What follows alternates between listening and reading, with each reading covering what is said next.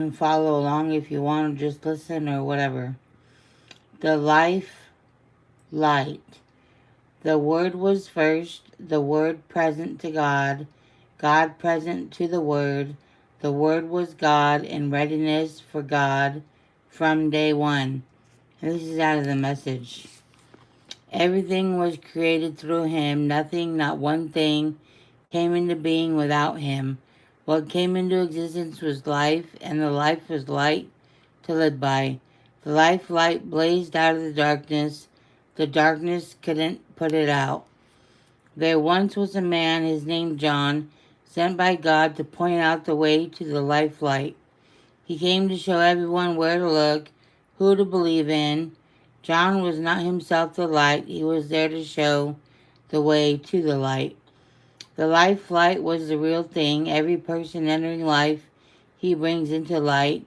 He was in the world was there through him, yet the world didn't even notice. He came to his own people, but they didn't want him. But whoever did want him, who believed he was who he claimed and would do what he said, he made to be true selves, their child of God selves.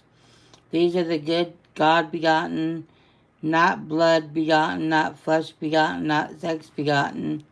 The Word became flesh and blood and moved into the neighborhood. We saw the glory with our own eyes, the one of a kind glory, like Father, like Son, generous inside and out, from true start to finish. John pointed him out and called, "This is the one I told you was coming after me, but in fact was ahead of me.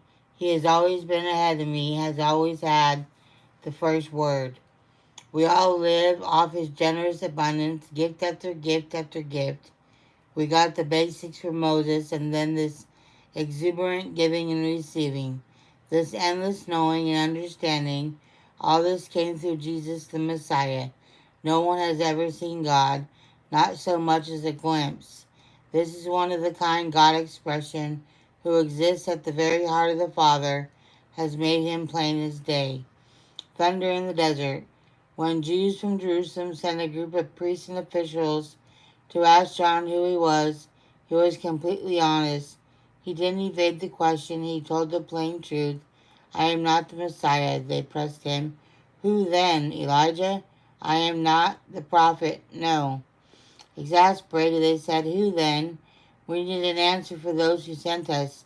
Tell us something, anything about yourself." "I'm thunder in the desert. Make the road straight for God. I'm doing what the prophet Isaiah preached." Those sent to question him were from the Pharisee party. Now they had a question of their own.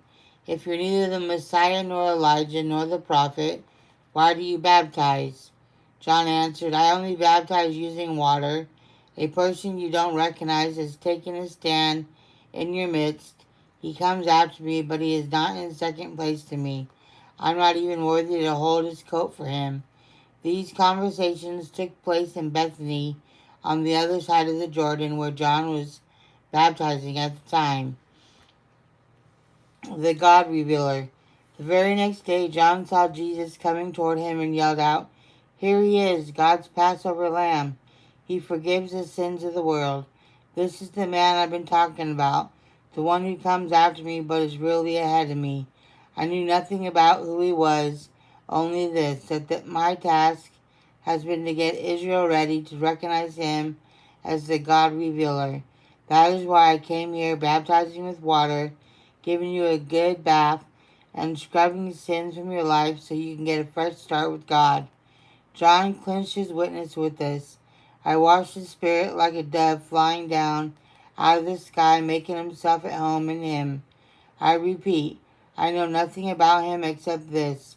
The one who authorized me to baptize with water told me, 'The one on whom you see the Spirit come down and stay, this one will baptize with the Holy Spirit.' That's exactly what I saw happen, and I'm telling you, there's no question about it. This is the Son of God. Come see for yourself."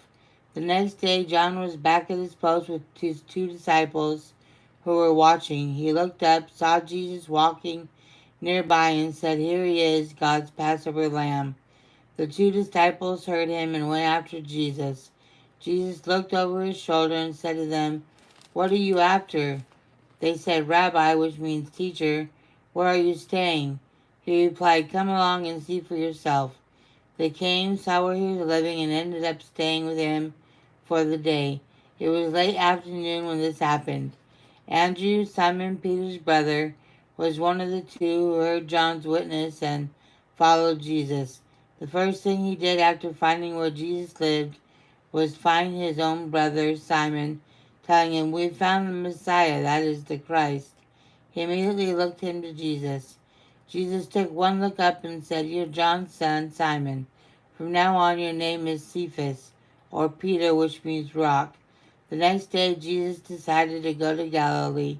When he got there, he ran across Philip and said, "Come follow me." Philip's hometown was Bethsaida, the same as Andrew and Peter.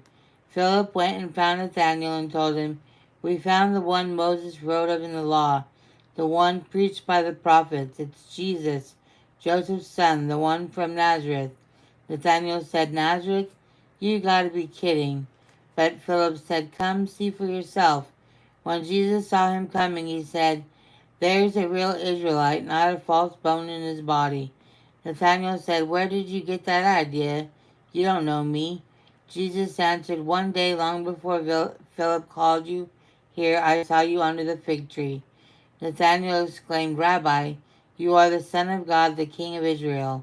Jesus said, "You become a believer simply because I say I saw you one day sitting under the fig tree. You haven't seen anything yet.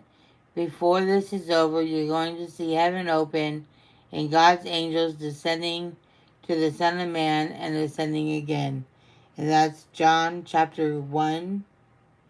And that's what I have for you today. God bless and have a great Sunday. Bye.